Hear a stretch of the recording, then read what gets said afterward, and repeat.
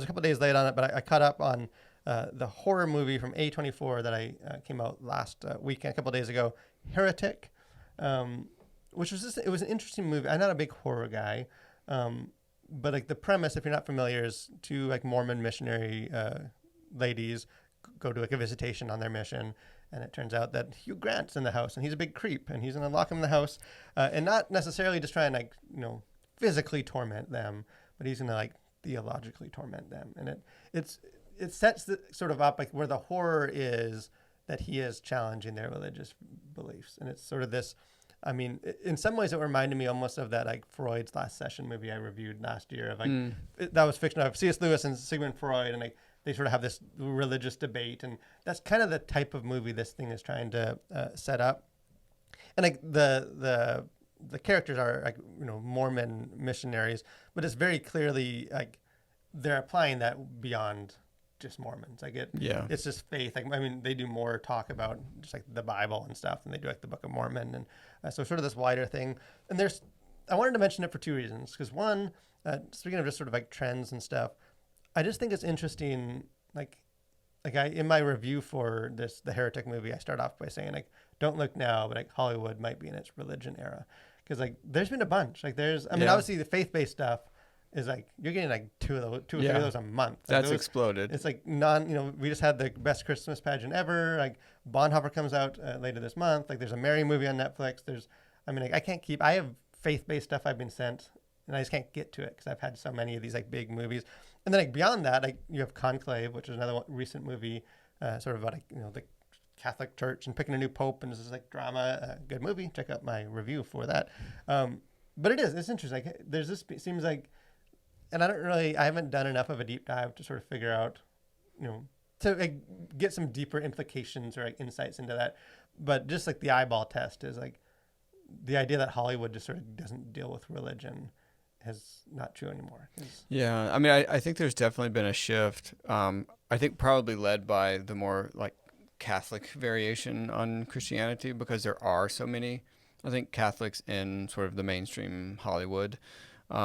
And so I think, like, for whatever reason, it does seem interesting that there are way more movies now that are at least okay with dealing with some religious things that aren't necessarily always negative, although I think probably the bulk of them would be.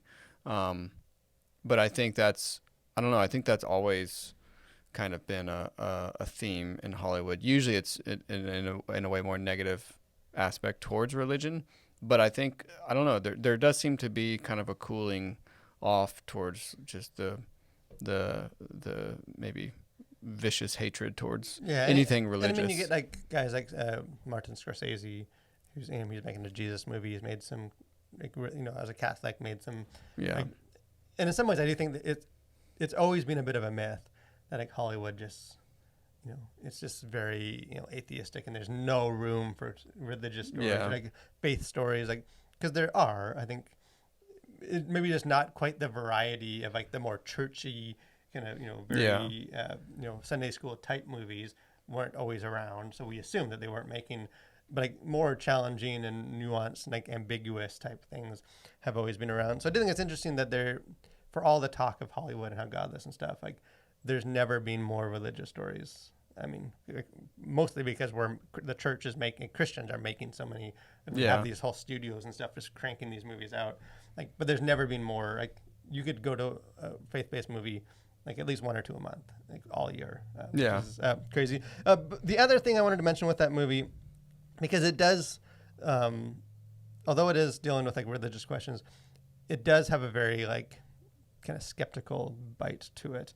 And I don't know if that was intentional. Like, I think they sort of wanted it to be this like stimulating dialogue. It's just like they only give sort of the atheistic perspective, all these monologues.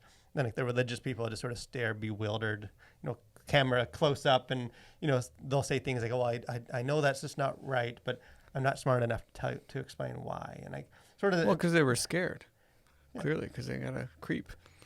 Yeah, I mean, like, not necessarily thinking quick on your feet when you got Hugh Grant trying to lock you in his dungeon. But sort of like as I was watching that movie, again, check out my whole review, so I'll get into it in more detail. But the thought that kept coming to my mind is like, this movie is God's Not Dead for atheists. Like, this movie is doing all the same things that sort of drive me crazy, and I think drive non-Christians crazy about those types of movies. It's just it's just flipping the script. Like the God's Not Dead movies, you have, the heroic, virtuous Christian that's just gonna like steamroll these dumb atheists, and they're bumbling, and like they're just tossing out these like very simplistic Christian arguments or rhetoric, and like it's just like a knockout blow for the atheists, and like they don't know how to even respond to that, and like and they're just walking off with their head down, and the Christians win again, and all the Christians in the theater cheer, and like sort of that idea. Like, as a Christian, it's like, yeah, like we won, our side, and this. If it wasn't sort of a difficult movie and a horror movie that people aren't really into, I feel like this would be a movie I just would want Christians to watch. At least those that are like making Christian movies. Yeah. To sort of say, like, this is sort of how it probably feels. Like, we think it's so inspiring, and these non-believers are going to be, oh, like, well, if that Christian just completely obliterated my worldview, with those simple answers, like, then maybe I should change my worldview, like, because it's so compelling. Yeah. This sort of shows like the other side of like, no, like, it's not convincing, and it's actually just frustrating because like, this in the movie, like Hugh Grant would be throwing out lobbing these simplistic like, arguments that are they're so bewildered, and like as someone that has like actually studied some of that, like it's like, no, like even atheists don't use that argument anymore, like because it's so discredited, like it's so built on faulty premises, and like those aren't like they're a good question, like the problem of evil, like there are things they could have done in the movie. Yeah. That's like that Christians need to deal with that because that's difficult. Like, but the movie just doesn't really do that. Like it more goes for the low hanging fruit of like these like old conspiracy theories, and it was equivalent to me of like the Da Vinci Code.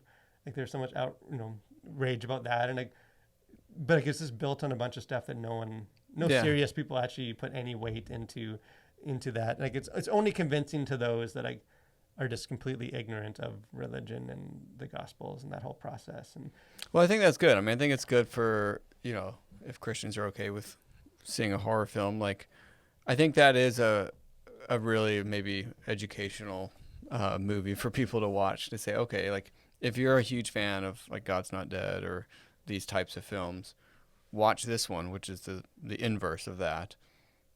How do you feel? And that's how people feel sometimes when they watch like God's Not Dead, and maybe there's a middle ground there where you can make compelling faith movies that aren't just a total like one side steamroller with sort of simplistic answers and questions and stuff. And so it just exposes that like the power isn't in this very clever presentation. The power is just that we agree with it and we find that powerful.